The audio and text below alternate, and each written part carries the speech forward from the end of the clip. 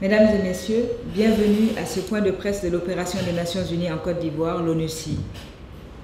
Je salue tous les auditeurs d'ONUCI FM qui nous écoutent dans les différentes régions du pays, ainsi que ceux qui nous suivent sur nos réseaux sociaux, notamment le Twitter, @ONUCIinfo, sur Facebook et via notre site web www.onuci.org. Je commence cette conférence par les activités de la représentante spéciale du secrétaire général des Nations Unies pour la Côte d'Ivoire. Madame Aïchatou Mindaoudou a rencontré le vendredi 19 septembre à Abidjan l'envoyée spéciale du secrétaire général des Nations Unies pour le Sahel, Madame Irouté Gebré-Sélassié, en visite de travail en Côte d'Ivoire. Au cours de leur entretien, les deux personnalités ont évoqué les questions de sécurité et de développement de la région. La veille, le 18 septembre, Madame Mindaoudou a reçu en audience le représentant résident du Fonds monétaire international, M. Alain Feller. Le mercredi 17 septembre, c'est une délégation de l'Alliance des forces démocratiques de Côte d'Ivoire, AFD, la coalition des partis d'opposition, conduite par son président, M. Pascal Affi-N'Guessan, qui a échangé avec la représentante spéciale au siège de l'ONUCI à Abidjan. Je vais maintenant aborder le volet sécuritaire.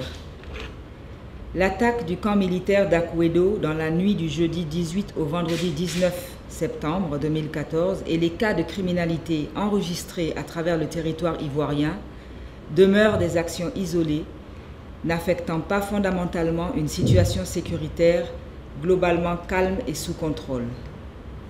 Le renforcement du dispositif sécuritaire et de la surveillance aux frontières ouest se poursuit avec la collaboration de la force de l'ONUCI et les forces républicaines de Côte d'Ivoire, les FRCI, pour faire face à la fois à la menace Ebola et à toute tentative d'attaque armée.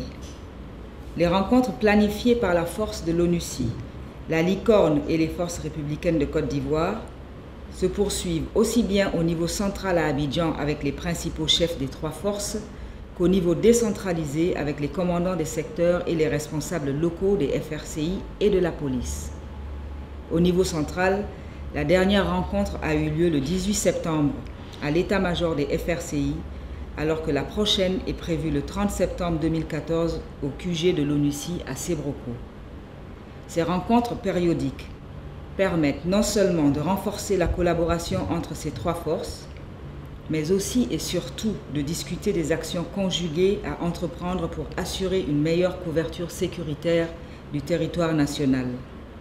Au plan opérationnel, la force de l'ONUCI poursuit bien entendu ses activités normales d'entraînement et de formation de son personnel à travers des exercices militaires aériens ou terrestres. Dans ce cadre, le bataillon béninois, Béninbat, a mené des manœuvres terrestres à Divo le 16 septembre.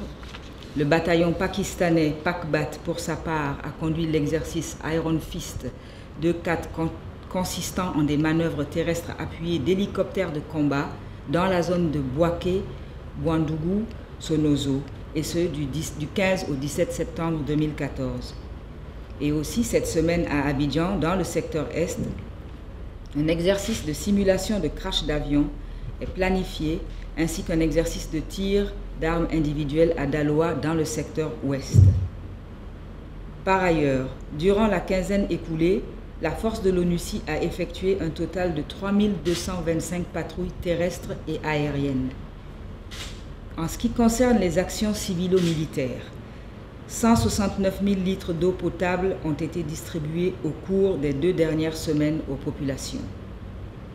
Je voudrais maintenant vous entretenir des activités de la police des Nations Unies, UNPOL, qui, conformément à son mandat et dans le cadre de l'appui aux forces de sécurité locales, continue d'accompagner la police et la gendarmerie ivoirienne, notamment dans les domaines de la protection des populations civiles, de l'ordre public, du renforcement de capacités, du mentorat et de la colocation.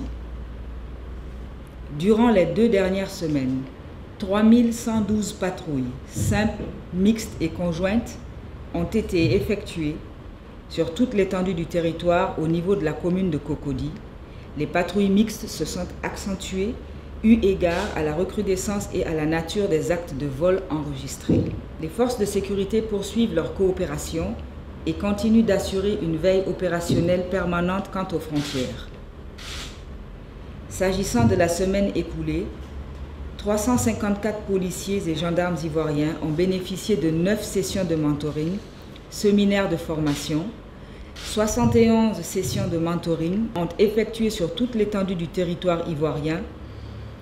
676 policiers et gendarmes, agents pénitentiaires et FRCI ont bénéficié d'une formation dans le domaine de la police judiciaire, de la lutte contre le racket, de la promotion des droits de l'homme, des droits de l'enfant, en matière de genre, de maintien de l'ordre, de police de la circulation routière et de l'accueil du public.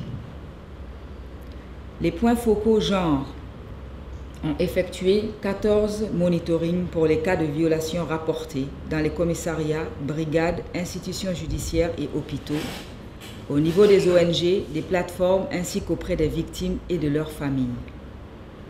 La composante UNPOL a également poursuivi ses activités dans les commissariats de police, dans les brigades de gendarmerie et maisons d'arrêt, et ce sur toute l'étendue du territoire.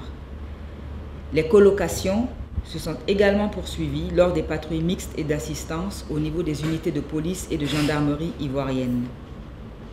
Pour ce qui est de la division des droits de l'homme de l'ONUCI, au cours de la période du 17 au 24 septembre, la division des droits de l'homme a organisé 4 sessions de sensibilisation aux droits de l'homme à l'intention des populations des localités de Boaké, Katiola, Lakota, Korogo et Tabou. C'est un total de 255 personnes, dont 51 gardes pénitentiaires et des responsables religieux et communautaires, des femmes et des enfants, qui ont pris part à ces séances de sensibilisation qui ont essentiellement porté sur les droits de l'homme, avec un accent particulier sur la lutte contre les violences sexuelles, y compris les mutilations génitales féminines, MGF, ainsi que sur la promotion et la protection des droits de l'enfant. Du 15 au 19 septembre, le Comité national d'experts nationaux sur les violences sexuelles liées au conflit, en collaboration avec l'ONUCI et le FNUAP, le Fonds des Nations Unies pour la population, a organisé une formation sur la prévention et la prise en charge des victimes de violences sexuelles à l'intention de 25 officiers des forces de défense et de sécurité à San Pedro.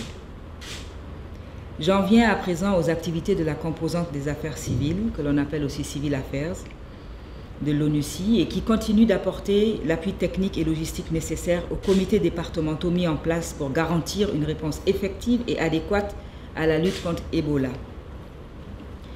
Elle soutient également les activités de sensibilisation des populations face au virus Ebola menées par les autorités. Par ailleurs, dans le cadre du renforcement de la cohésion sociale et en soutien aux autorités préfectorales, la section des affaires civiles organise le 29 septembre une rencontre intercommunautaire dans la sous-préfecture de Lolobo, à 20 km de Yamoussoukro, et le 2 octobre, une session de dialogue intercommunautaire entre les femmes commerçantes du département de Lakota, qui se situe à 43 km de Divo. Dans la même veine, concernant la lutte et la prévention contre le virus Ebola, les plateformes de communication et d'information de proximité de l'ONUCI, dénommées ONUCI Tour, organisées par la section de l'information publique, offrent aux autorités locales des espaces de sensibilisation des populations pour la prévention du virus Ebola. Cette campagne de proximité se poursuivra dans les prochains jours, notamment à Mans et dans les régions du Lodjiboua, du Haut-Sassandra et de San Pedro. ONUCI FM poursuit également ses activités d'information et de sensibilisation dans le cadre de la prévention et de la lutte contre le virus Ebola à travers la diffusion de spots en français en Baoulé, Bété, Guéré, Malinké, Moré, Oué et Yakuba. Je voudrais pour terminer vous informer que la mission, à l'instar de toutes les missions de maintien de la paix, a célébré cette semaine l'édition 2014 de la Journée internationale de la paix, qui est célébrée traditionnellement le 21 septembre. Cette célébration s'est déroulée sur toute l'étendue du territoire. Cette fois-ci, l'édition a été placée sous les auspices de la consolidation de la paix et de la promotion de la réconciliation nationale. Elle a vu la participation des leaders communautaires et des forces vives des villes visitées, notamment à Diapléhan, Gontougo, Rubino, Tanda, Vavois, San Pedro, Guitry, Mbengue, Toulepleu. Enfin, je vous cite quelques villes. Et ce, à travers des activités culturelles et sportives, des tables rondes et des émissions radiophoniques. Mesdames et messieurs, c'est ce que j'avais pour vous aujourd'hui. Je suis prête à prendre vos questions. S'il n'y a plus de questions, je vous remercie et je vous donne rendez-vous la semaine prochaine. Merci bien.